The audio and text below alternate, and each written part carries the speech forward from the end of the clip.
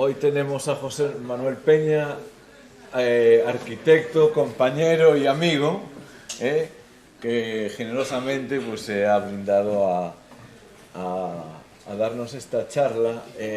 Antes, bueno, y se ha brindado también a acompañarme hoy y a pasar una jornada académica aquí en la que hablábamos de un tema que siempre nos preocupa y sobre el que seguramente a mí personalmente me habréis oído hablar e incidir mucho y a muchos de mis compañeros profesores sobre lo que tiene que ver y lo relevante que es el diseño y el proyecto de los espacios libres, ¿no?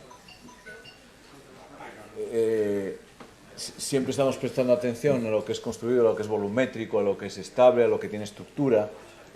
Se le presta una atención mucho más prioritaria de a todos esos lugares que conforman el entorno, los que se funden realmente con el paisaje, los que van más allá de los límites estrictos de lo construido. Y yo creo que en esto nos viene muy, no sé, nos viene muy a la mente pues situaciones como esta, ¿no? en las cuales la delicadeza en el tratamiento de los múltiples elementos que son capaces de configurar el espacio libre pues se ordenan de una manera exquisita, precisa, propositiva y con un ánimo precisamente de ayudar a la vida, ¿no? y de proponer todo esto. José Manuel tiene una dilatada y exquisita trayectoria como arquitecto, no tan profusa como nos hubiese gustado a todos, empezando por él mismo, pero su labor es eso, es de una delicadeza extraordinaria, ¿no? Y una delicadeza que también tiene que ver pues, por su interés por la arquitectura en general, un interés cultivado y intelectual profundo, y yo creo que es eso lo que nos va a transmitir, ¿no? Y eso, pues José Manuel, le hemos pedido que esta conferencia que va a dar la estructura en dos partes. Entonces, pues tendremos así la suerte pues, de contar con él de nuevo en la fecha que fijaremos y que convenga. José, muchísimas gracias y adelante. Venga. Primero, gracias, obviamente, a Cristóbal por invitarme y a la escuela por poder venir aquí. La charla debería de apurar, pero no debo, porque el tema que vamos a tratar exige un ritmo lento y pausado y tranquilo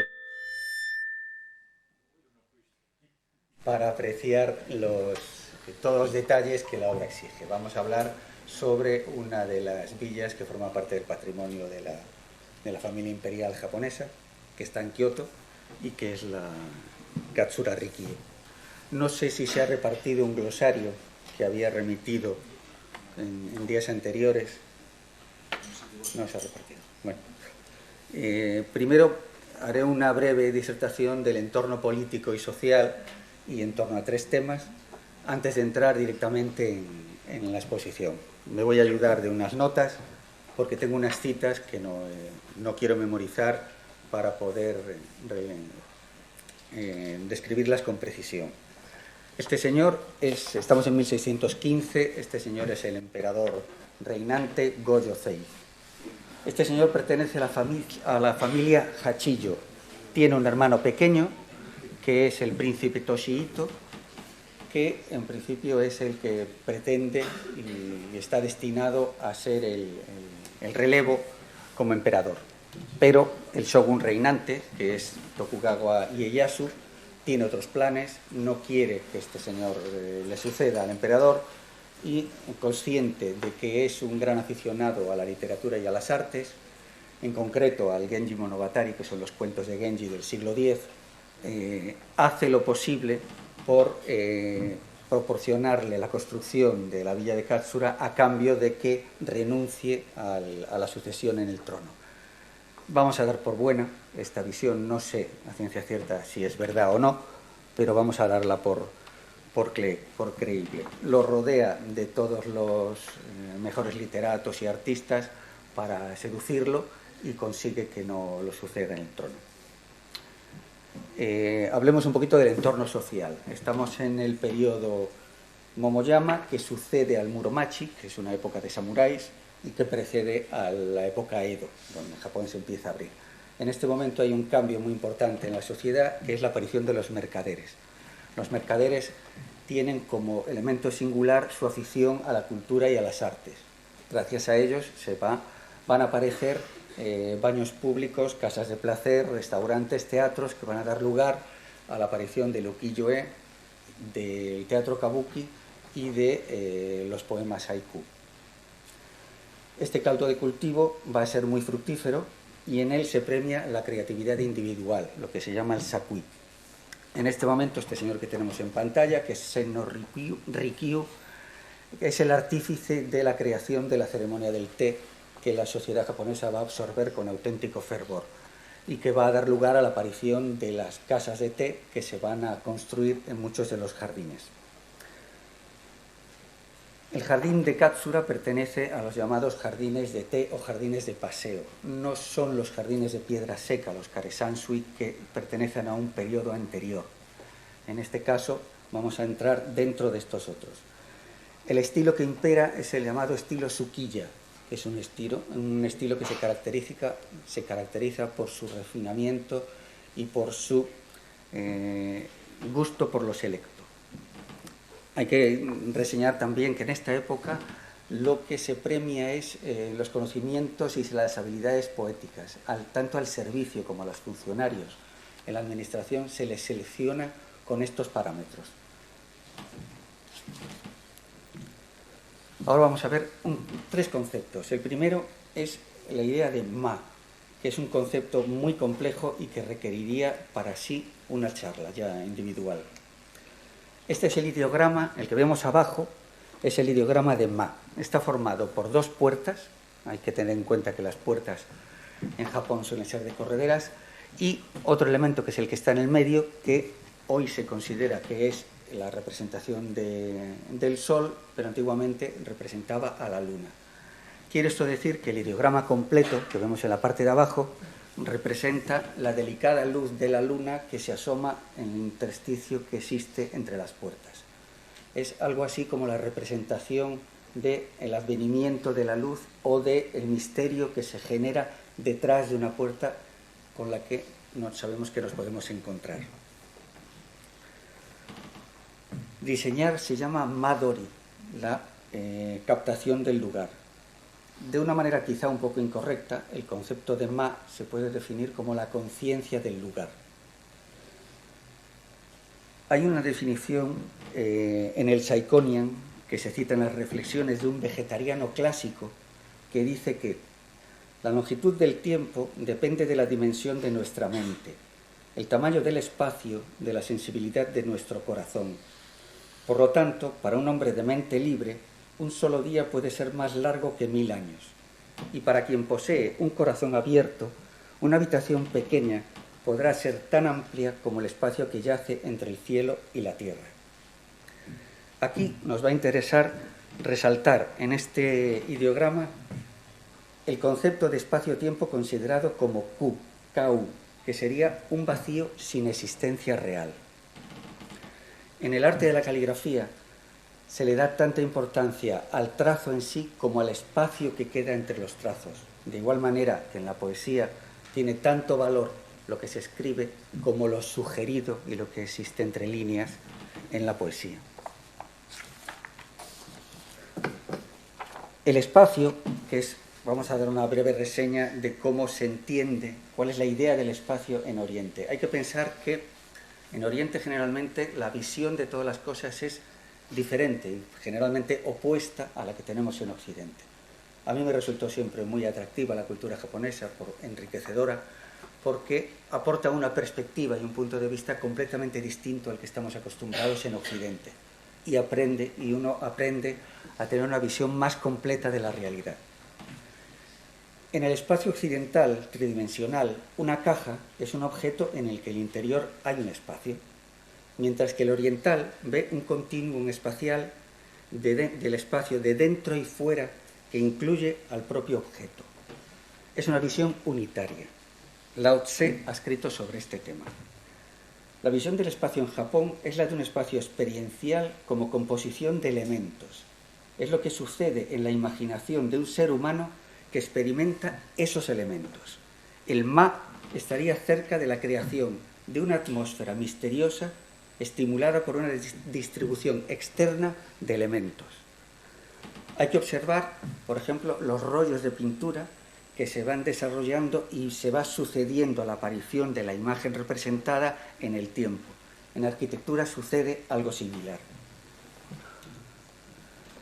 En el Shokoku Chaniwa Meiseke Sue, que es un libro de jardinería, aparecen representados aquí, que los vamos a ver ahora, 3 dibujos hechos por 3 figuras señeras de la cultura japonesa y de la jardinería.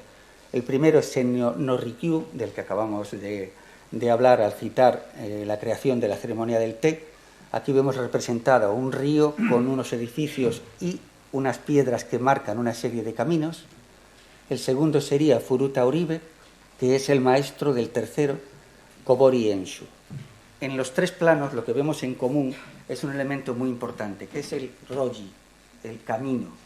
En los 3 resaltan la idea de camino, de paseo, como decía antes, como elemento fundamental del jardín. Y ya como último concepto, la idea de orden que se tiene en Japón. En la arquitectura japonesa evoluciona desde el desorden aparente en el que las viviendas se disponen sin ningún patrón, como en una aldea que puede ser la de Shirakawa, hasta el orden geométrico que regula el deseo de perfección latente en la construcción de los templos de Ise y de Izumo, que trataban de emular la condición divina, hasta el orden complejo que funde la geometría con lo orgánico, aproximando el resultado a la naturaleza a través de lo que podríamos denominar un orden supraconsciente, en que se valora la imperfección, la asimetría, la irregularidad, lo inacabado, fomentando el desarrollo de la imaginación y el descubrimiento. Este plano representa Kioto.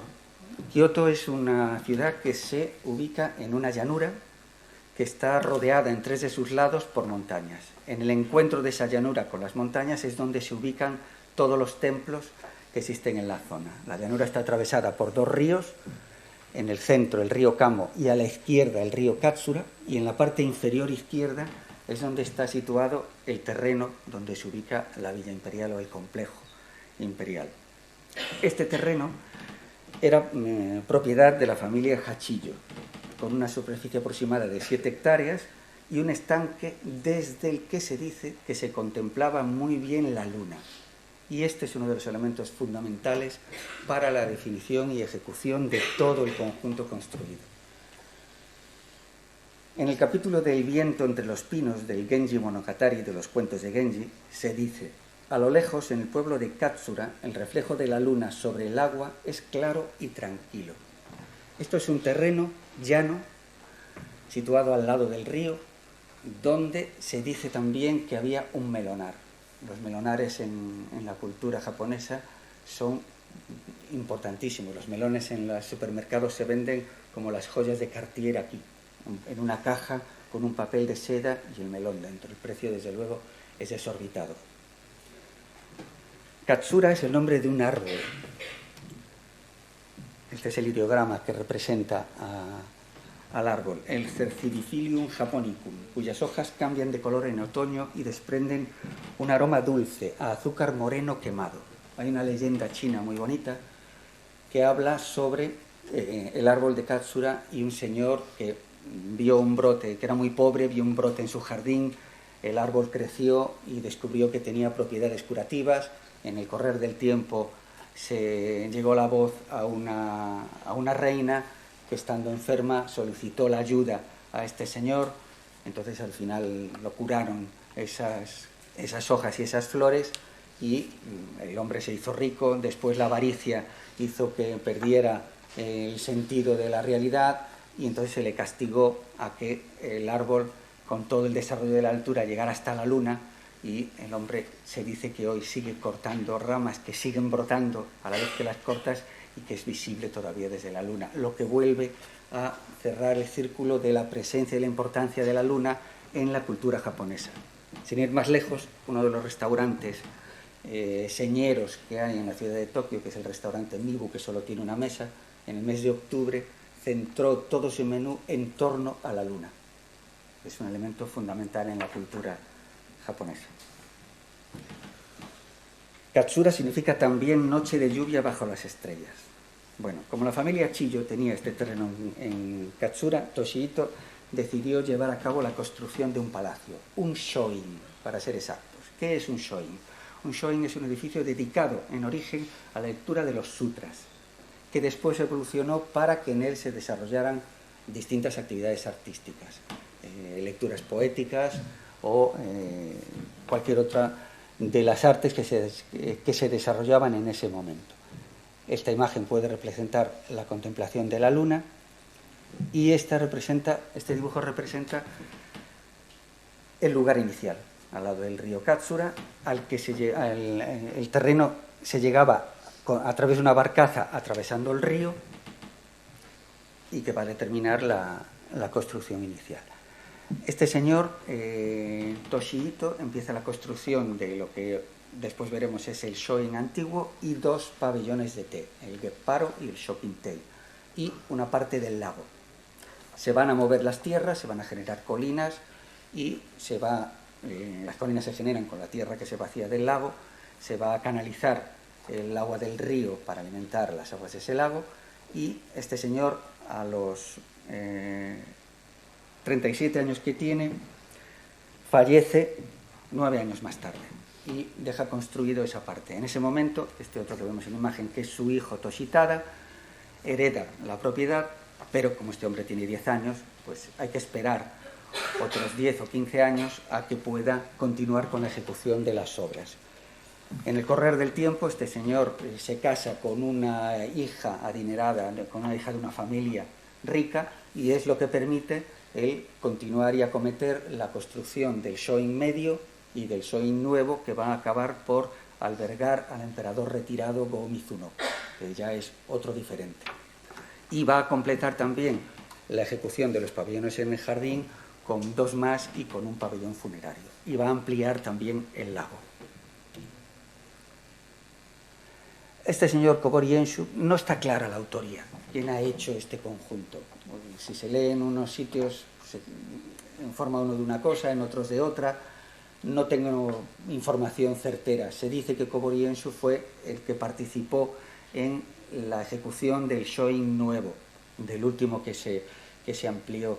Pero tal y como funcionan las cosas en Japón, este señor era un hombre vinculado a la administración, maestro jardinero. A la jardinería se llegaba a partir de los 50 años, porque si no, pues, no se podía tener esa capacidad, ni se reconocía tampoco. Bueno, aquí vemos el recinto, a lo del río. Hoy al recinto se llega a través de un puente, tanto en autobús como en coche. Y vamos a acceder. Ahora lo que voy a organizar es un recorrido desde la llegada que nos deja el autobús, que está en la parte del cruce de caminos que vemos, hasta la parte superior de la imagen, donde está ubicada la entrada principal. Obviamente no haremos el recorrido desde la entrada principal, sino desde la entrada de servicio, que está un poquito más abajo a la izquierda. Bueno, no puedo marcarlo porque desde aquí tendría que salir.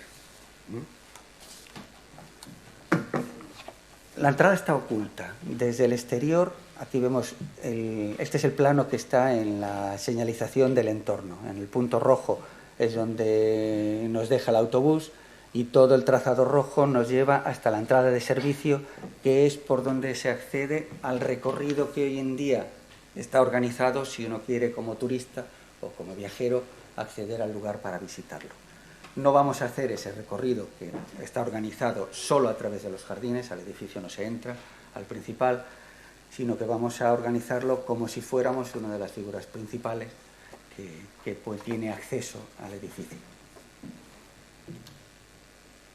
En este otro plano vemos un poco de la organización del conjunto. Se quiso representar esa forma territorial que tiene Japón de un conjunto de islas a la hora de ejecutar islas de varios tamaños en el centro del lago, y en los canales vemos la alimentación de ese lago y los desvíos que están en la parte superior que no vemos desde el río que está a la derecha. La orientación de la edificación principal es hacia el sureste. Este es otro dibujo ya en perspectiva que representa las zonas de colinas con árboles, y en este vemos la diferencia. En la parte derecha de la imagen vemos dos niveles, con el nivel actual, que es el inferior del río, ahora canalizado para evitar desbordamientos, y el nivel superior, que es el que tenía en origen y que quedaba a nivel con las aguas del lago. Desde el exterior solamente vemos un conjunto arbóreo, está todo completamente oculto. Una señal nos marca el camino e iniciamos el recorrido. La primera percepción que tenemos es la de una valla que está completamente forrada de hojas de bambú, peinada por el viento, que está ejecutada con la disposición de una serie de plantas de bambú que asoman directamente por encima de la valla, tal y como vemos en esta foto, y desde la que se ve el follaje en la parte exterior. A esa valla la sucede otra que está formada por una serie de cañas tejidas, entre otras de bambú, que se llama la Katsuragaki. Tanto éxito ha tenido esta valla que hoy en día está comercializada para que se venda por tramos y el que quiera la pueda comprar y disponer en donde le parezca. A la concavidad de todas las vallas, de las dos vallas que acabamos de ver, le sucede esta convexidad, que es donde está situada la puerta principal, la Omotemon. Esta es la puerta por la que en principio entra la familia imperial, hoy obviamente cerrada. Nosotros tenemos que ir a continuación hacia la entrada de servicio, que está al fondo de la imagen. Según la época del año, las imágenes que se suceden con la coloración de los árboles son realmente bonitas. Esta es la entrada de servicio, que atraviesa un pequeño puente, uno de los canales que alimenta el lago, y lo que vamos a hacer en principio es, la entrada principal es la que vemos en la esquina superior derecha, marcada con el número 1, nosotros entraremos, se entra por el número 30, que es la entrada de servicio, pero vamos ahora a hacer el recorrido desde, como si fuéramos parte de la familia imperial. Hay que pensar que en los últimos 25 o 30 años, el recorrido que vamos a ver ahora solamente lo han hecho 3 personas. La reina de Inglaterra, cuando fue a Japón, que le concedieron este honor, el príncipe heredero del trono imperial, y el emperador cuando se hizo la restauración de las obras. Hoy en día se dice que el edificio no tiene un uso singular. Se comenta que a veces lo usa la familia imperial para ir a tomar el té, solamente. El desplazamiento del séquito imperial es tan costoso que no se permiten el desplazarse más de un día. Pero, pues, conforme a su cultura, a lo mejor sí se desplazan a tomar el té y vuelven. Cuando se franquea la entrada principal, en la Omotemon, vemos al fondo otra puerta, un camino de grava en el que sentimos el crujir de las jetas de las sandalias de madera de paulonia japonesas. Nos aproxima hasta esa puerta, a través de la que no vemos más que un seto. Un pequeño cuadrado a la derecha, suponemos que es para dejar algo que el séquito pueda trasladar, y lo que nos encontramos es con una puerta de dimensión cuadrada, que define un hueco cuadrado. Los tatamis en Kioto miden 191 por 95,5. Es una medida diferente a la del tatami de Tokio, que es 176 por 88. Esto va a generar unas modulaciones diferentes según el lugar en el que estemos. Bruno Taut, que cuando salió de Europa exiliado para escapar de los nazis se fue a Japón, representó en este dibujo la diferencia de altura y de talla entre los orientales y los occidentales. comunicaría más tarde, llamaría apasionadamente a Gropius después de ver el edificio, diciéndole que todo lo que estaban buscando en el movimiento moderno se lo acababa de encontrar aquí ya construido hace 300 años. Le Corbusier, y aquí vamos a tener una serie de interferencias de el vínculo que se establece o que han establecido distintos arquitectos con esta obra. Todos ellos han tomado buena nota de todo lo que está construido aquí, pero nadie ha dicho nada. No se sabe que ninguno haya citado, que haya sacado cosas de esta obra. Todos calladitos, cada uno citando a su manera, pero nadie dice nada. Esta es la entrada de la Tourette, del convento de la Tourette. También una disposición cuadrada y vista en sentido inverso. Cuando flanqueamos la puerta que acabamos de ver, a la derecha se abre un camino, que es el Gokomichi, que es el camino imperial, donde el pavimento cambia. Es una grava azul del río Kamo, de uno de los ríos, trabada con una arena, con una arcilla, que es lo que forma el Ararekoboshi. El pavimento ya no cruje y al fondo de la perspectiva vemos un puente que atraviesa el canal que alimenta el lago, y a la izquierda se abre un camino que es el que seguiremos cuando veamos todo el exterior y los pabellones de té. Continuamos y avanzamos. Estamos en el punto 3 del plano, vamos a avanzar hacia adelante, y avanzando a la derecha tenemos la puerta que da al patio de servicio, y a la izquierda tenemos la visión del pino más famoso de Japón, el Sumiyoshi no Matsu, un pino que deja ver de manera velada la presencia del lago y uno de los pabellones de té al fondo. Se dice que había también otro pino en el otro lado del lago, que era Takasago no Matsu, y que se establecían o se escribían poesías de amor entre los dos pinos. Esto era uno de los hábitos que tenían los que ocupaban este lugar. Un poquito antes de esa vista, a la derecha se abre otro camino que nos conduce a otra puerta. Esta puerta es la puerta Chumon, que da ya al patio de entrada al edificio. Ligeramente, un puente que apenas se percibe pasa por encima del canal, y cuando nos aproximamos a la puerta, que también es de dimensión cuadrada, de 2 tatamis, percibimos que el suelo presenta esta forma. En el exterior una piedra orgánica y en el interior una piedra regular. Los dos mundos, el mundo Jomon, que es el exterior, representa la indeterminación, la naturaleza, lo dionisíaco, y el mundo interior representa Yayoi, lo apolíneo, el intelecto, la geometría. Cualquier amante de la arquitectura sabe que este es un momento importante y que va a producirse algo en el momento en el que atraviese ese umbral. Detrás, ¿qué vemos? Detrás vemos una sucesión de caminos en donde los regulares conducen al palacio y los irregulares, los orgánicos, conducen a las zonas de servicio. Un camino principal conduce a la entrada más importante, donde hoy en día, cuando se hace la visita, una simple piedra en el medio marca que el visitante no puede traspasar ese umbral.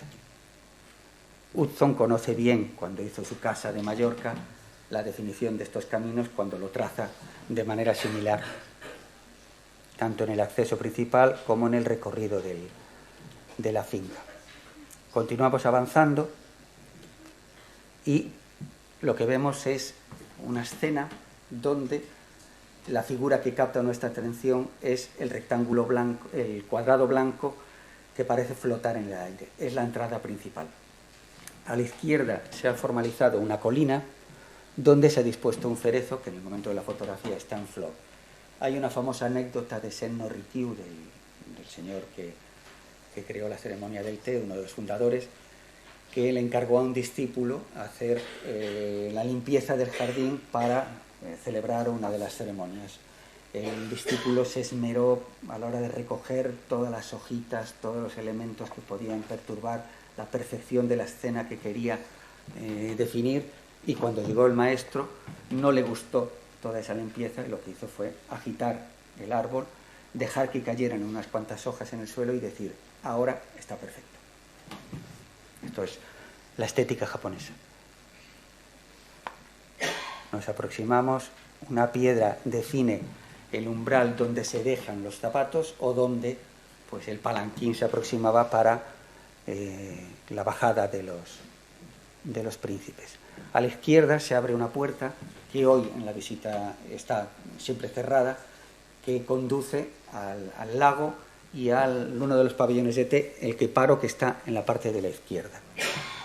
Y a la derecha está la zona de servicio.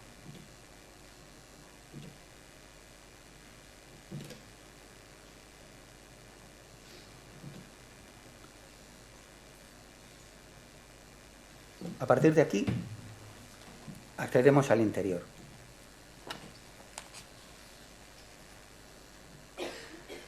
A ver, ¿cómo puedo yo indicar dónde estamos? A ver si se me ve. Estamos en esta es la entrada. Este es el patio que acabamos de ver. La principal. Esto es el shoin antiguo, con la zona de servicio.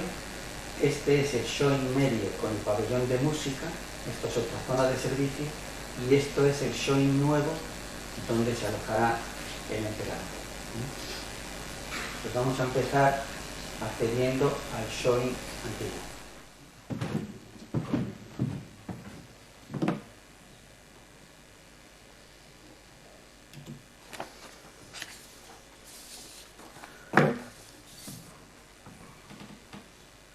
Sí quería citar una cosa, que es, en esta obra el arquitecto, como si de un mago se tratara, va a utilizar una serie de trucos para construir un viaje, una experiencia en la que como artista que es, mostrará sin caer en la actitud del moralista que se esforzará en demostrar.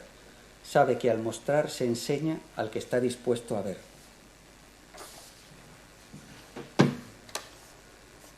Hay muy pocas fotografías donde se pueda ver desde el patio la puerta abierta. No he encontrado ninguna. La única donde se ve una parte de la entrada es esta. Es como si permaneciera en el misterio.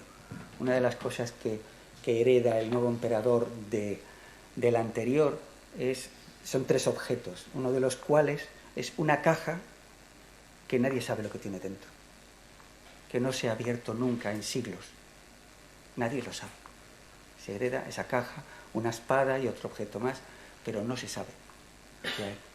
Y es uno de los objetos más sagrados que tienen.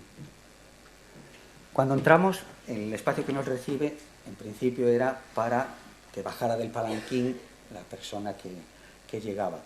Y lo primero que nos sorprende es cómo desde el hueco cuadrado de la entrada accedemos a una sala, la sala que está detrás, la sala de la espada, del yarinoma, donde se supone que los samuráis se despojaban de sus armas para entregarse a la lectura poética y al deleite de las artes, pero nos encontramos con que el hueco tiene un pilar en el medio.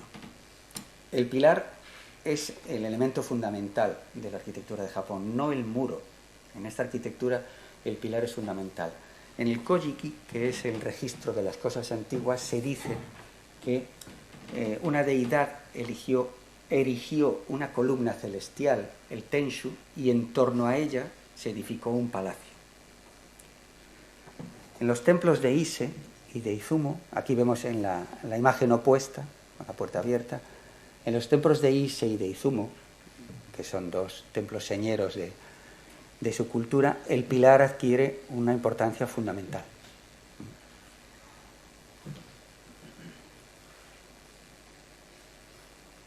A nuestro juicio, el pilar adquiere una importancia similar en cuanto a su función simbólica, este elemento. Más adelante vemos que también se va a reproducir en el interior de algunas salas, pero en los tokonomas. Cuando entramos, accedemos a un espacio unitario definido por la dimensión de los tatamis en el suelo, los fusuma, que son estas puertas correderas que definen a los paramentos verticales, que están, en este caso, estampados con una reproducción de hojas de paulonia, que es uno de los árboles, de los muchísimos árboles que proporcionan madera para la construcción de todo el edificio.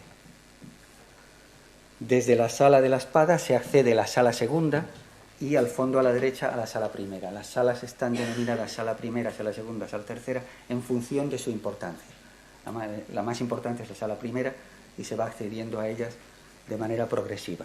El techo también está modulado con unos tableros que tienen unas dimensiones similares a las que marca el módulo del tatami, del suelo, y encima de los tatamis se sitúan las remma, que son las rejillas, que pueden ser caladas o no en función de lo que interese, si que pase el sonido musical o de las voces o que se aísle.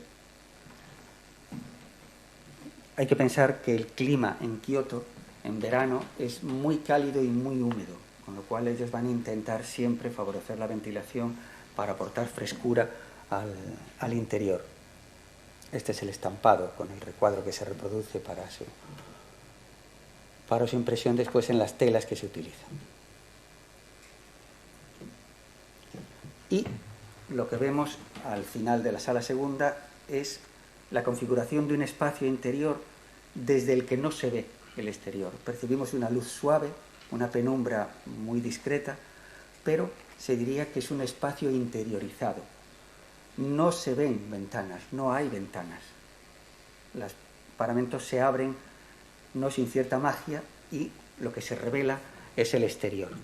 Cuando se abre esta puerta, llegamos al punto álgido, al punto escenográficamente más importante de todo el recorrido, que es la terraza para contemplar la luna, que es el objetivo fundamental del edificio, disfrutar de la contemplación de la luna. Es donde se produce esa macla del espacio interior y el exterior. Esta podría ser un dibujo que representa la escena de la contemplación de los príncipes.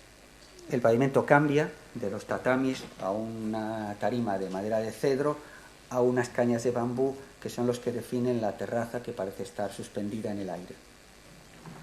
Es muy diferente, esto es en una imagen invernal con nieve, es muy diferente esta imagen de la que nos presenta la cultura occidental en este cuadro de Caspar David Friedrich, del viajero contemplando el mar de nubes.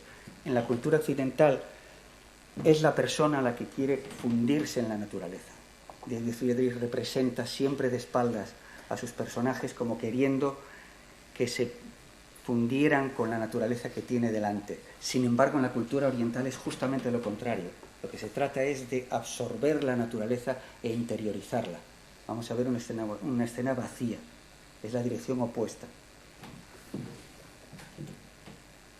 Este sería un dibujo que representa la secuencia que acabamos de describir, y la imagen de la terraza desde la que se abren una serie de caminos para poder acceder a distintas zonas de todo el entorno. En esa fotografía se ve muy bien, en la parte inferior del edificio está la terraza para contemplar la luna y toda la red de caminos que se abren para ir a una de las islas, o a otra, o a otra. O este camino que conduce al patio de la entrada. Esta sería otra de las bajadas que comunica la terraza de la luna.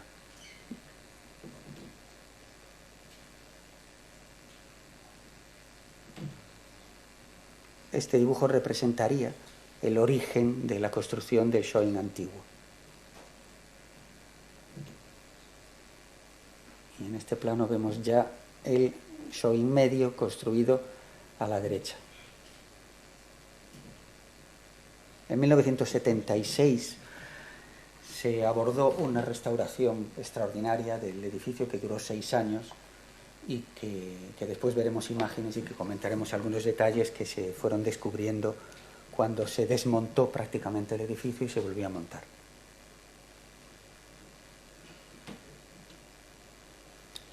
Ahora si miramos en la posición a la inversa, dejando la terraza de contemplación de la luna detrás, vemos la galería que está al lado de la entrada, que es esta, la comunicación con la sala primera, que es la que está en la esquina, que tiene un tokonoma. El tokonoma es un elemento fundamental en la arquitectura japonesa. Es un lugar sagrado. El suelo se eleva, aparece un dintel que oculta la pared del fondo, generando un ambiente misterioso, y en principio está destinado a la ubicación de dibujos de caligrafía o de pinturas y de arreglos florales, lo que se conoce como el ikebana. Estos arreglos y estos caligramas van cambiando en función de las estaciones del año.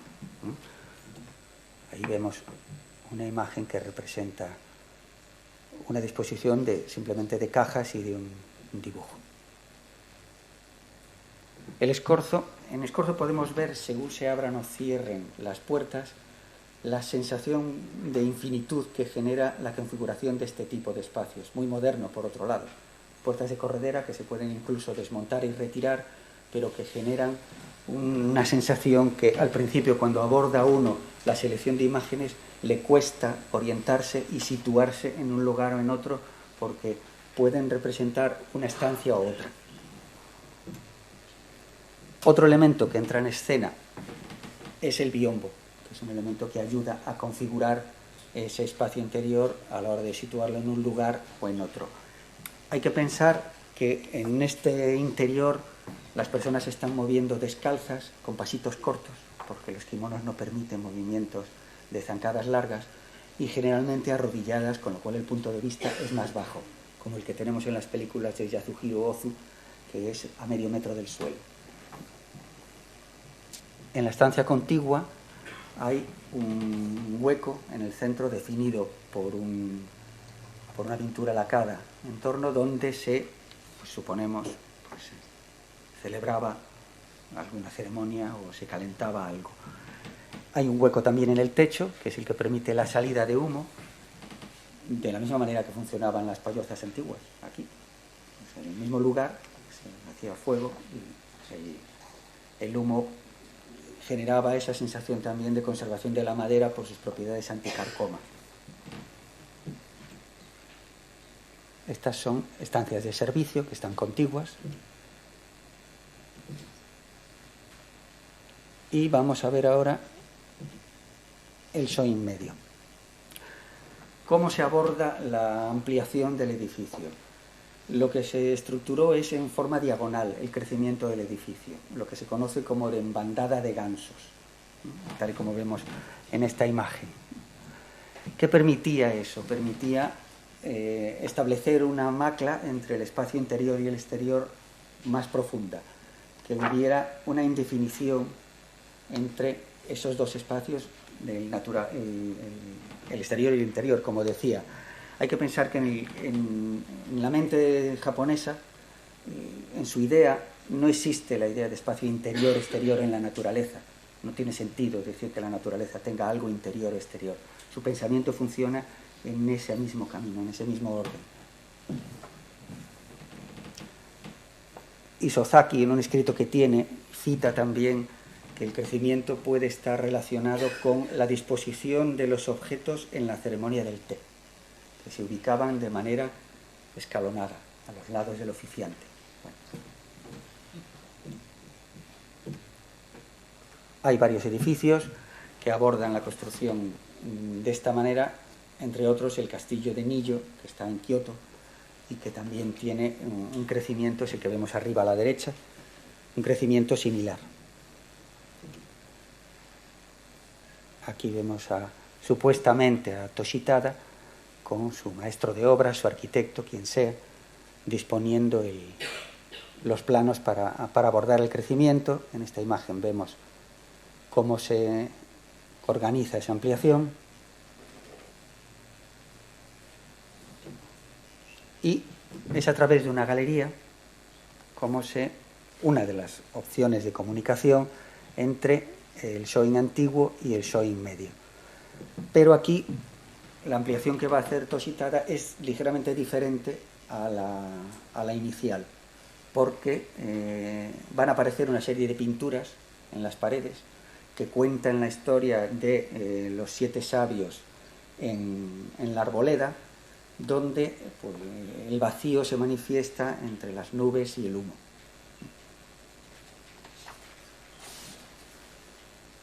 Todo parece mantenerse dentro de un ámbito misterioso. Y el acabado es más terroso en las paredes. Tiene otro aspecto diferente. Esta estancia presenta un toconoma. Al fondo, la sala primera presenta otro, que es este. A la derecha, una chigaidana, que son como se llaman las estanterías, donde la unión en el centro pues, se hace con verdadero primor. La apertura de los shojis exteriores, que son los paneles que están construidos con papel de arroz, permite establecer una relación con el jardín muy estrecha. Desde aquí vemos la entrada principal al shoin antiguo al fondo. A continuación se va a abordar la construcción de el pabellón de música, destinado a albergar los instrumentos musicales de los artistas que interpretaron lo que fuera oportuno en la época. Hay una habitación, que es esta, muy delicada, con un estampado de flores más pequeñas, donde se guardaban los instrumentos musicales, y otro de los elementos muy cuidados dentro de todo el diseño del conjunto es la cerrajería, los uñeros, los pasadores, que van a estar diseñados todos de manera diferente. Este inspirado en las hojas de pino, este con otra forma, este con la forma de un sombrero, o este uñero.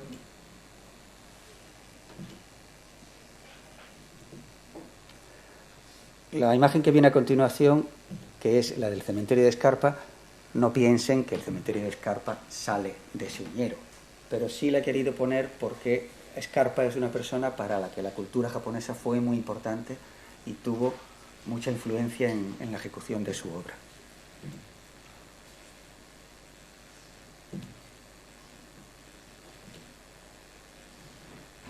Esta es la terraza del pabellón de música, donde se supone que los músicos accedían a ella para interpretar obras mientras estaban o en sus dependencias o en el jardín los príncipes, que está ejecutada con una madera de cedro exquisita. Y vamos al shoin nuevo, que es el que en principio se aborda para que sirva de destino para el emperador retirado. Go-Mizuno le gustaba mucho esta obra y pues supongo que en deferencia a él pues le construyeron esta zona para que se alojase en ella. Lo primero que nos llama la atención en la galería de acceso es el pavimento. Es extraño que presente esa línea en el medio separando las tablas de madera de cedro que parecen corresponder a un espacio directamente exterior, como la terraza del pabellón de música que acabamos de ver, y los tatamis que parecen corresponder a un espacio interior.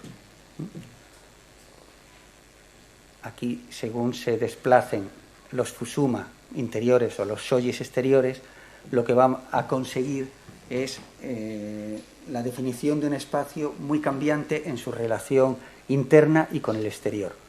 Si se abren los shoyis exteriores, se focaliza la vista que interese sobre el exterior, o se pueden retirar directamente los interiores y entonces aparece otro espacio definido con la barandilla bajita y los shoyis exteriores. Pero también se puede llegar a conseguir, con la retirada de los interiores y los exteriores, una relación estrecha con todo el entorno del jardín.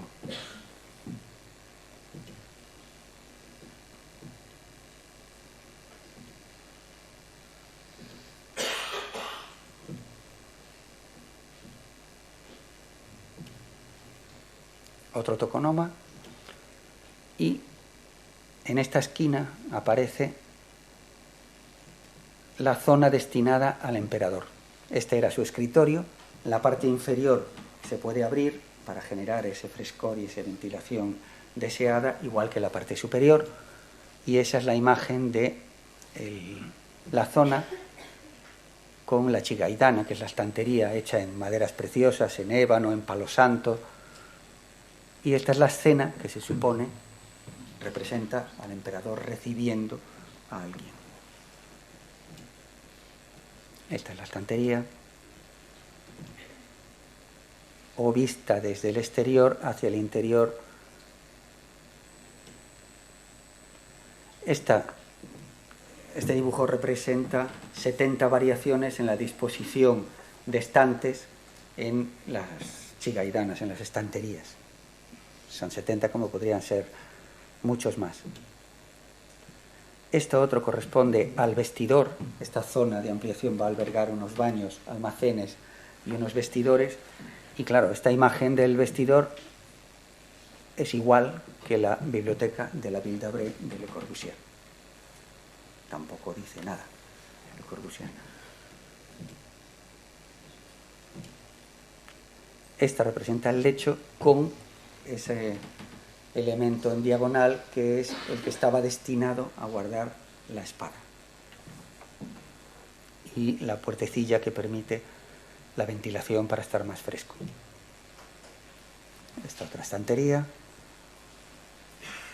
un vestidor, el vestidor en sentido inverso, y este era uno de los baños. Más adelante veremos una imagen de cómo se desarrollaba la escena del uso del baño. Y este otro es el lavabo, que estaba dispuesto de manera que los kimonos no molestaran, encontraran un parapeto para no molestar y poder lavarse las manos. Esta es la perspectiva de la ampliación del Shoin nuevo y un plano que representa su distribución, con el conjunto de los 3 Shoin y la sección.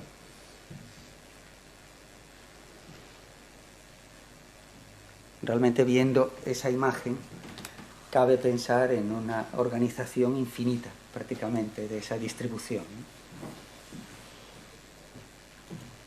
Este sería uno de los patios de las zonas de servicio, y esta el interior de una de las zonas de servicio, que es muy similar a las que utilizan en la estancia principal, y esta sería una de las entradas de servicio. Hay 2 tipos de cubiertas en el edificio, unas hechas a base de tablillas y otras hechas con teja. En principio, nuestra mente occidental haría pensar que las tejas son más duraderas, que generan menos problemas y que serían las destinadas a la estancia, al edificio principal. Pues no, todo lo contrario. La más exquisita, la que exige más mantenimiento, la más lujosa, es la de madera, que es la que exige un mantenimiento extraordinario. Ahí vemos cómo está ejecutada esa cubierta. Son tablillas de madera de cedro que se solapan en un 80% y que están dispuestas con clavos de bambú para absorber sus movimientos. Y abajo, en el remate, una sucesión de tablillas hasta alcanzar la percepción que se quiere del alero. Ahí se ve algunas tablillas viejas, el estado en el que están. Estaban.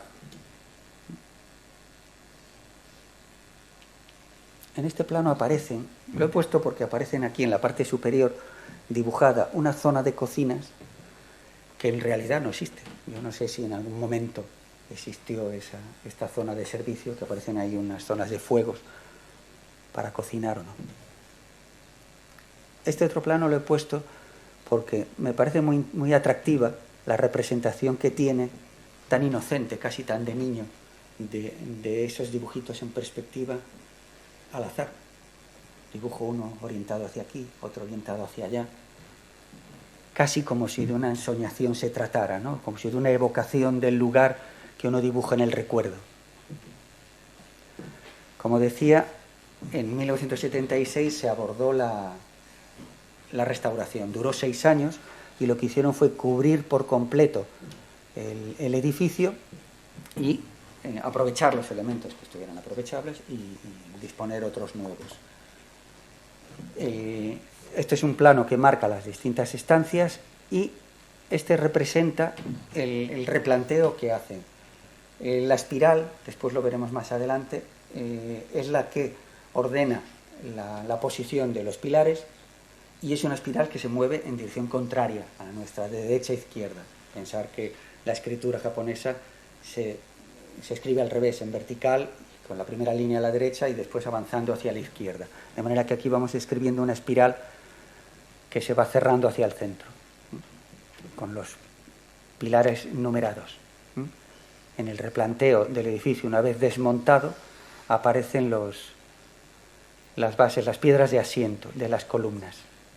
Y ahí vemos qué piezas se han aprovechado y cuáles no. Es muy curiosa la situación de los apoyos, porque realmente se dispone un encachado de grava compactado, encima se dispone una piedra, no se cuida la superficie de esa piedra, no se repara en que tenga que ser horizontal, sino la forma que tenga se dispone y después se confía en el pilar de madera para, a través de una plantilla, resolver el ajuste exacto hasta que no pasa luz del pilar de madera en el apoyo sobre la piedra. Esta sería la secuencia de derecha a izquierda de cómo se asienta el encachado.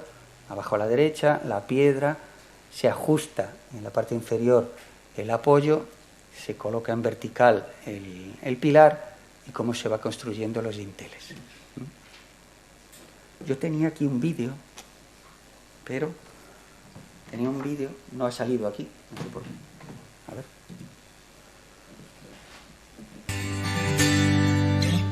De cómo se ejecuta ese apoyo. Esta herramienta son unas alambres que van describiendo la plantilla, que van formando la plantilla, se marca en el pilar, se rebaja el pilar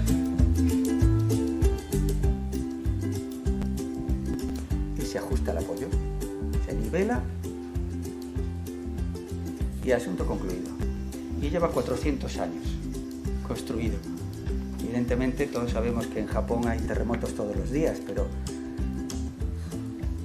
¿quién se atrevería a hacer un apoyo así, verdad? Y lleva 400 años.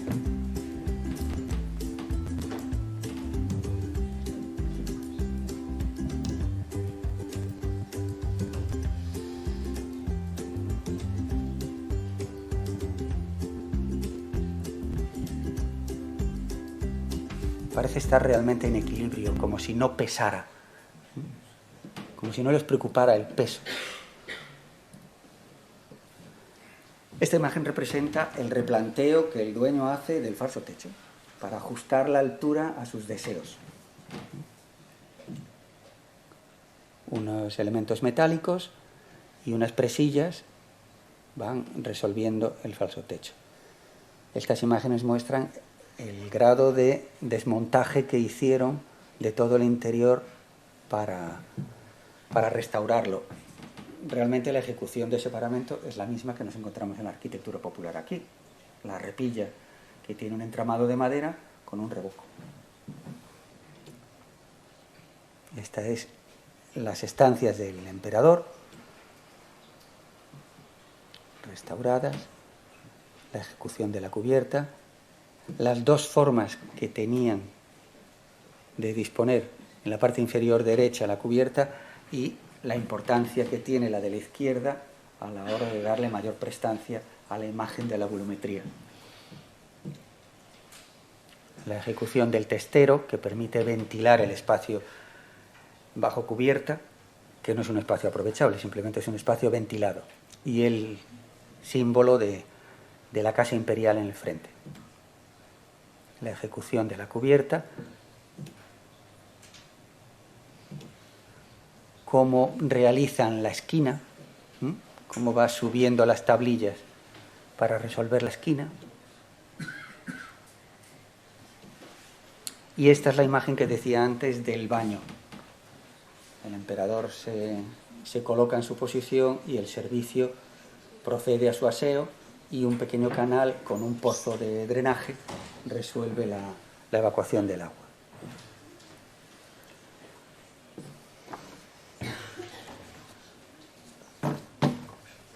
Bueno, vamos a ver ahora el primero de los pabellones de T, que es el que está señalado entre los números 6, 14 y 15, que es el Gueparo. El Gueparo está construido sobre una colina que se dispuso al lado de la edificación principal. El Gueparo se llama el pabellón de la ola y la luna. Está rodeado de setos verdes.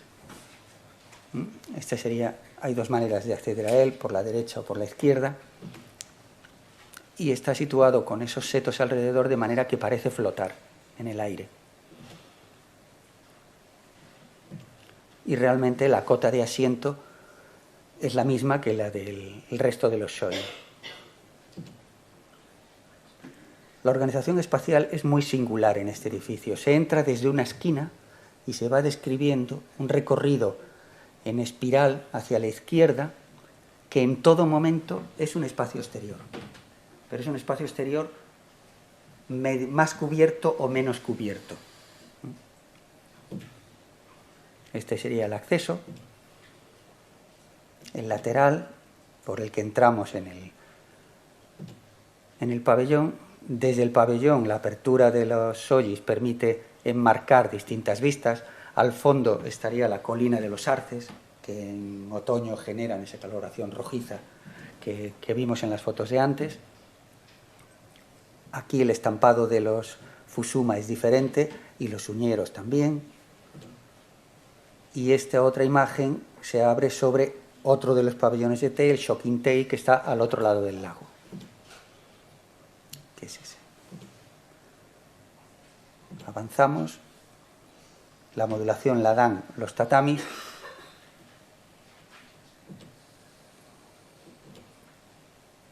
Y, de manera particular, este pabellón no tiene falso techo. De forma que todo el espacio fluye en ese recorrido en el que el lugar para calentar el agua para la ceremonia del té está dispuesto claramente en ese espacio exterior del patio central cubierto. Este es el espacio bajo cubierta y la estructura no puede ser más sorprendente. Un tronco dispuesto entre la cumbrera y una de las vigas de apoyo que no están en la misma vertical. ¿Qué diría cualquier profesor de estructuras viendo esto, cuando le proponen a un alumno esta solución? Esta sería la imagen del patio donde se celebra, donde se calienta el agua, y la vista del shoin antiguo. Y la apertura o cierre de todas las puertas va generando distintas líneas visuales. Hay reproducido una imagen de un barco que parece querer decirnos, en una lectura muy amable, que el edificio pretende ser ese barquito que flota sobre los setos verdes, ¿no? Pero bueno, eso es una interpretación libre. Y esta sería la imagen del exterior. El conjunto de este pabellón es muy curioso porque es un verdadero deleite en la definición del espacio interior y exterior, ¿no? Todo es exterior, pero parece interiorizado. Se equilibran de una manera extraordinaria.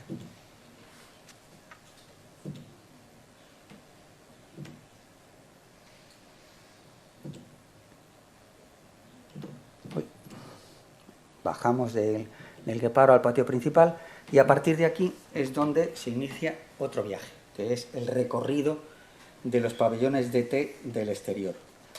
A mi juicio, por lo que vamos a ver a continuación, parece un viaje iniciático, por lo que iremos relatando. En líneas generales, el occidental viaja para conocer lugares, pero el oriental viaja para conocerse a sí mismo. Uno es un viaje exterior y otro es un viaje interiorizado. La seguridad no permite avanzar, atenaza, es un límite. La duda y la atención a lo desconocido estimulan el descubrimiento. Volvemos al número 3 e iniciamos todo el recorrido por el exterior. En este plano vemos la línea roja, que es el recorrido que hemos hecho como si fuéramos de la familia imperial, para entrar en el edificio, y ahora vamos a hacer el recorrido dibujado con la línea amarilla. Los tramos de la línea amarilla discontinuos son caminos definidos a base de piedras de generosa dimensión, pero que obligan a pisar por separado en cada una de ellas. Los roggi que comentábamos antes.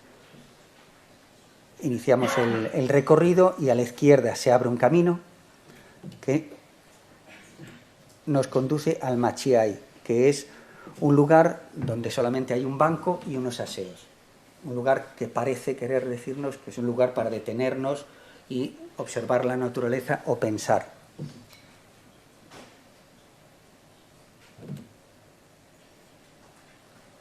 Un recinto para lavarse las manos. Este sería el plano donde están reproducidos el perfil de todas las piedras.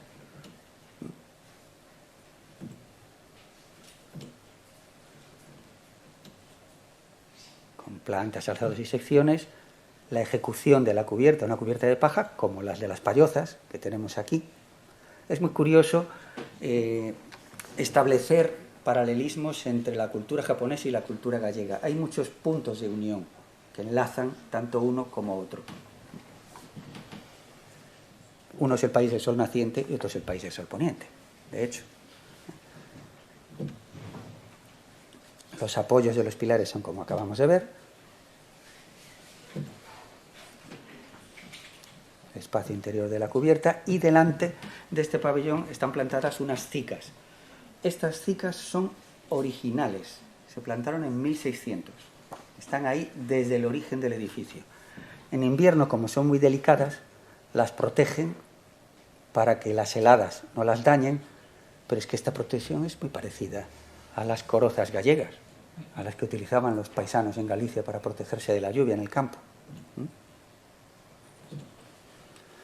Desde el Machiai se abre un novedán.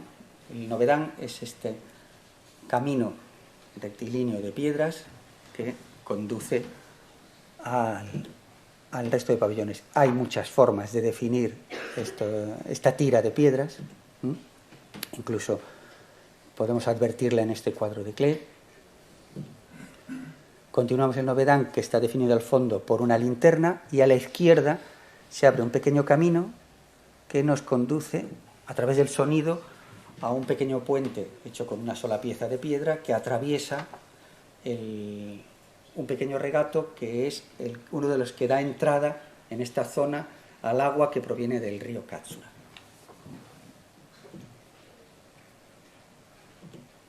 Y al fondo vemos otro de los pabellones originales de té, que es el Shokintei. Continuamos el camino y aparece esta forma de piedras rematada por una linterna que se dice que evoca a Mano Hashidate, que es una zona de Japón de donde se dice que era originaria la mujer de Toshitada, que es quien financiaba la ampliación de los Shoin. Esa zona, que es una zona... Aquí vemos la piedra que está, cómo está dispuesta y cómo está trabada.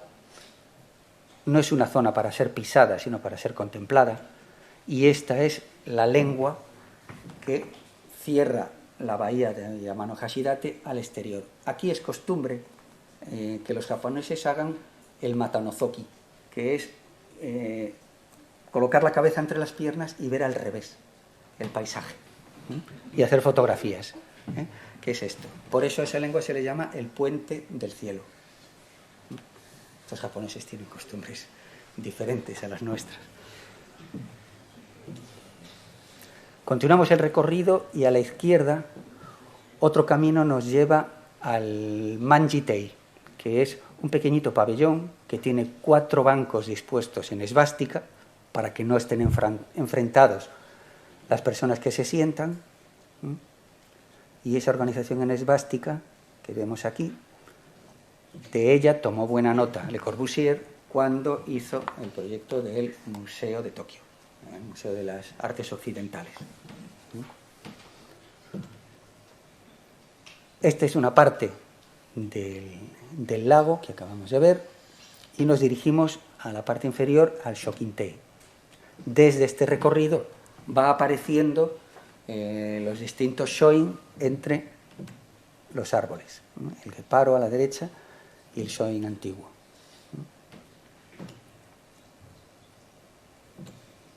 Y llegamos a la entrada al recorrido que está ya cerca de la entrada del Shokintei. En este camino, a la izquierda, vemos una formación de piedras que quiere asemejarse a una cordillera montañosa, y a la derecha el puente de Shirakawa, que es una sola pieza de 3 toneladas, de 60 centímetros de ancho, que es la que organiza la entrada al recinto del pabellón de té. Y un poquito más allá vemos una formación de piedras, esta que tenemos aquí abajo, que es la que se dispone para hacer las abluciones y la purificación del lavado de manos previo al desarrollo de la ceremonia de té. Esta es la imagen del lateral del edificio. Cruzamos el puente y nos encontramos con este lateral. Nadie pensaría que la entrada se produce a través de ese hueco. Un hueco de 67 centímetros de ancho y de alto, levantado medio metro del suelo, que es el que da la entrada a la sala donde se desarrolla la ceremonia del té. Esta ventana, la Nijiriguchi, que se llama, está dispuesta de esta manera para que los invitados entren con una señal de respeto y de actitud humilde frente a las personas que le invitan a la ceremonia del té. Desde el interior vemos el puente y esto se ve una parte de esta sala. Los nombres de las ventanas, renjimados y tajimados, tienen distintos nombres, pero lo que nos va a importar es cómo está definida esta sala y cómo, de una manera aparentemente casual, uno, cuando está dentro de ese lugar, tiene una percepción de placidez y de calma singulares. Sería motivo de estudio profundo el investigar todas las salas de té para averiguar qué secretos esconden para conseguir transmitir sensaciones de placidez y de descanso físico y espiritual tan grandes. Chillida lo sabe bien cuando elabora lo profundo es el aire. En dirección opuesta vemos el tokonoma. En este caso no tiene una elevación del suelo, pero sí vemos el poste natural que evoca, vuelvo a la cita anterior, de la columna celestial del Tenshu, que suele estar en todas las salas de té. La sala de té se llama Cha no Mado. Cha es té y Ma aludiendo al Ma de la configuración espacial que citábamos antes. La ventana superior se dice que entra la luz de la luna al interior de la sala. Desde la sala de té, en la que el oficiante tiene una entrada distinta, se abre una de las puertas y se accede a otras 2 salas. Estas 2 salas que tienen como rasgo singular, ahora lo vemos, esta sería la ubicación en el exterior cubierto de una cocina, estrechando la relación del espacio interior con el exterior. Este estampado que tienen las puertas y el tokonoma, del que va a tomar muy buena nota Frank Lloyd Wright, otro apasionado amante de Japón, que en Taliesin West dispuso esos paneles a modo de parasoles de su propia casa. Los sacó de aquí.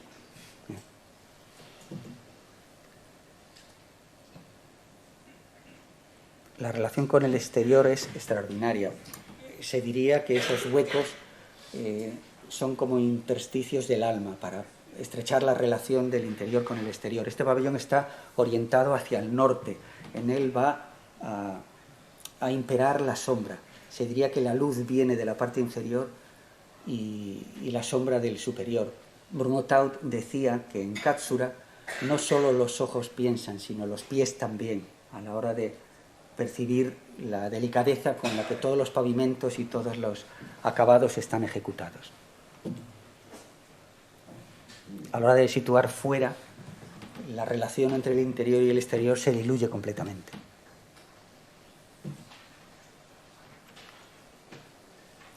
La parte izquierda de la mitad de la planta es zona de servicio y la derecha las estancias que acabamos de ver. Aquí vemos en el frente las estancias y atrás serían zonas de servicio.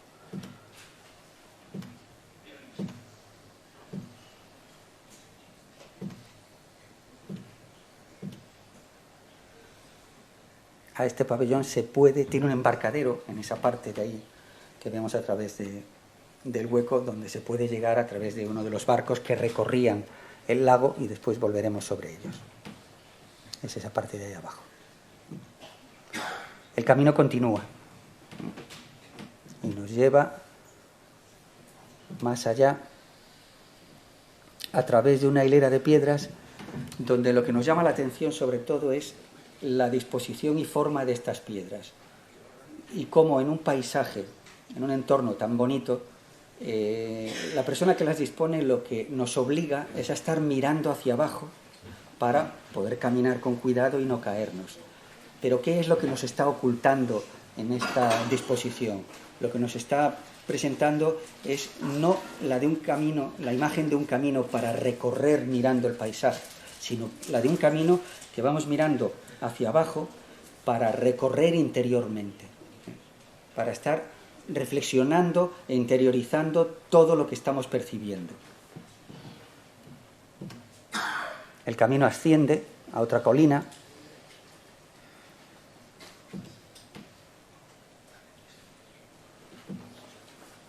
y llegamos al Xocatei, que es un pabellón que se dice que la familia Hachillo tenía en otra residencia y que desmontó para traérselo aquí. Es un espacio en forma de U, con 4 tatamis y organizado en torno al lugar donde se calentaba el agua para hacer la ceremonia del té. La restauración es delicadísima, en la que lo único que nos llama la atención es la disposición de esos vidrios que presentan un reflejo que no sabemos por qué lo han puesto ahí, porque distorsiona completamente la imagen pobre, casual, que presenta el resto de las edificaciones.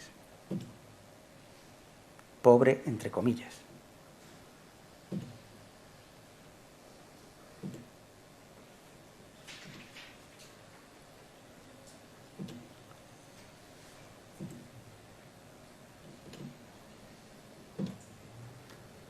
Las formas de los distintos lugares donde lavarse son todas diferentes y el camino desciende para continuar el recorrido. Estamos en esta zona.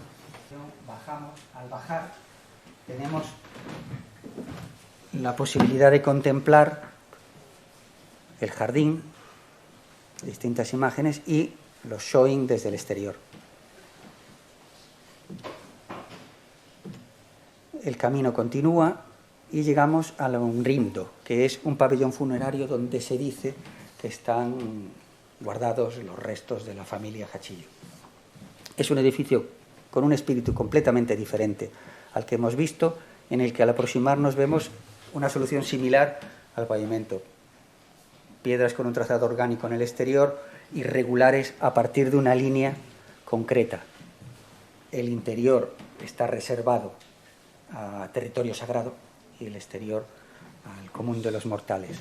El edificio presenta una cubierta de teja, ventanas acampanadas y unas soluciones de barandillas con una ornamentación que nada tiene que ver con lo que hemos comentado hasta ahora. No deja de ser atractivo para ver los encuentros de toda la carpintería y las protecciones que tienen los remates.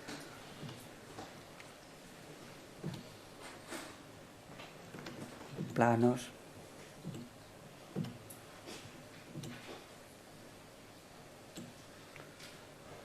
La zona de abluciones y este camino, que lo vemos ahora en posición invertida, es uno de los pocos ejes que nos encontramos. Al lado está el llamado Valle de las Luciérnagas, una zona muy bonita que presenta, según las estaciones del año, pues distintas imágenes.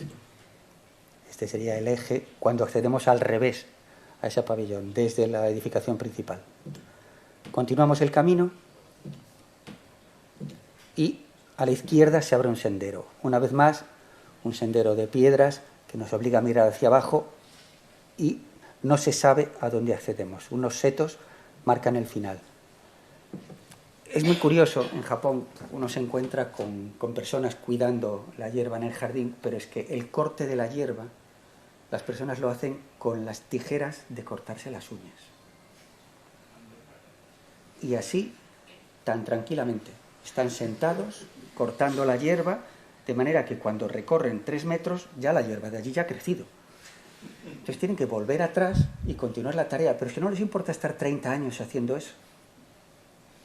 Esto es bastante sorprendente, pero es que es así. Llegamos al Shoiken, este pabellón que es el que se conoce como, es el último en ser construido y se conoce como el pabellón de los pensamientos sonrientes. Se dice que su origen está en los versos de un poema chino. Un rayo de sol en la rama, todavía tierna, despierta el deseo de querer sonreír. Es el hálito poético lo que regula el deseo de construir todas estas edificaciones. Este es un edificio rectangular al que accedemos desde un novedán, desde una tira de piedras, y en el extremo una sucesión de piedras nos da acceso al mismo. Esa sería la planta. Hemos venido desde la derecha hacia la izquierda. En la zona de la derecha es donde está la zona de servicio y a la izquierda distintas estancias cuya altura va bajando hasta la sala de la izquierda, que es la que tiene un tokonoma. Ahí se ve en la sección cómo desciende. Se ve la parte de atrás de los terrenos del recinto. A la derecha, estas formas como de nubes son las aberturas desde las que pasaban los platos de la zona de servicio a las estancias principales. Y, una vez más, la apertura de las puertas define vistas diagonales muy enriquecedoras. Salimos del edificio. A través de esa tira de piedras recorremos en sentido inverso el camino y en esta sucesión de imágenes vemos los distintos tipos de linternas que se disponen en todo el jardín. Y los distintos tipos de lugares para lavarse las manos y purificarse que también hay en el jardín. Estamos a la izquierda, acabamos de ver el 29. Nos dirigimos a ver los showing principales desde el exterior. Por fin se nos presenta la imagen de los showing desde el exterior. Ahora siempre los vamos a ver con todos los showings cerrados. Tenemos que recurrir a fotografías antiguas para ver los showings abiertos y percibir, o por lo menos poder apreciar cómo era la relación del movimiento de todos esos elementos y cómo se trababa la relación entre interior y exterior.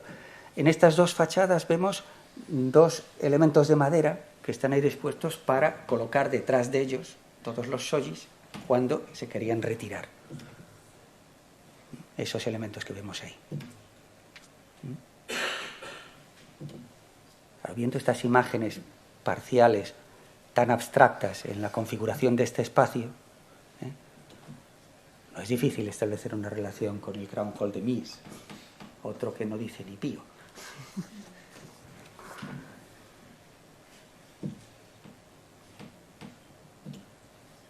Esta imagen es particularmente bonita, ¿verdad?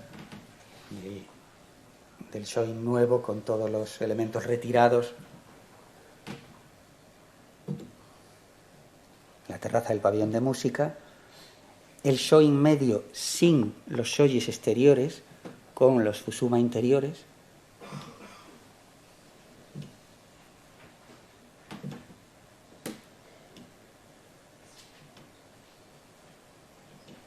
Esta es la disposición en bandada de gansos.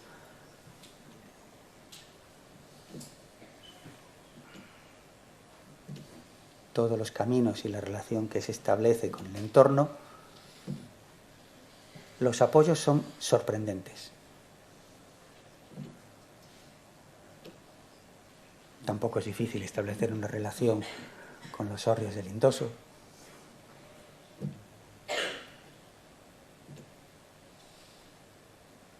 Es sorprendente cómo en sitios como, a ver si me da, como este,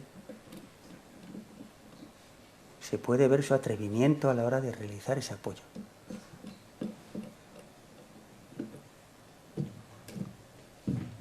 En el exterior,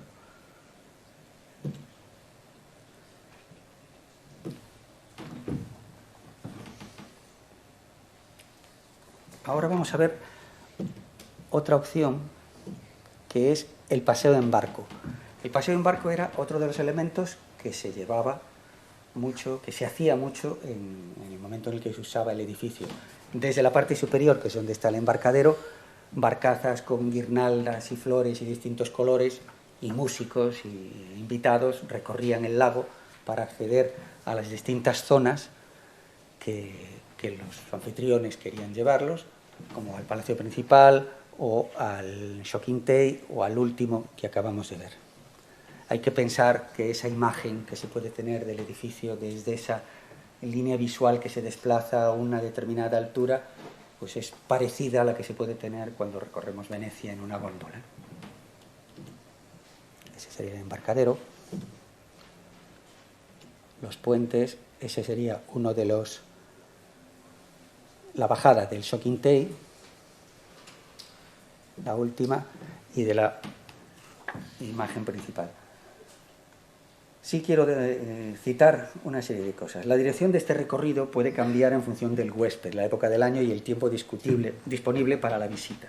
Según Octavio Paz, en su texto sobre Chuanzú, la clave es: los que se toman trabajo sin cuento para viajar ni siquiera piensan que el arte de ver los cambios es también el arte de quedarse inmóvil. El viajero cuya mirada se dirige hacia su propio ser puede encontrar en él mismo todo lo que busca. El gran viajero no sabe a dónde va. El que de verdad contempla ignora lo que ve. Sus viajes no lo llevan a una parte de la creación y luego a otra. Sus ojos no miran a un objeto y después otro. Todo lo ve junto. A esto es a lo que llamo contemplación. Toda la influencia japonesa en el siglo XIX, en el siglo XX, llega, y tanto los pintores, Van Gogh, Picasso, Mondrian, como distintos arquitectos, las casas primeras de Wright, Mies, acusan esa influencia japonesa que llega con la exposición de París a Europa.